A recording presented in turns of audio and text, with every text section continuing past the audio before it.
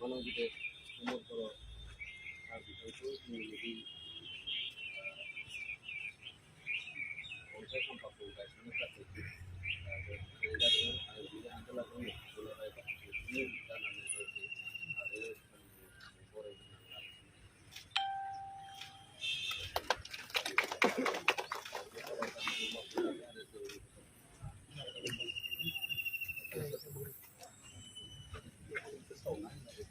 Bapak Dewa Dunia.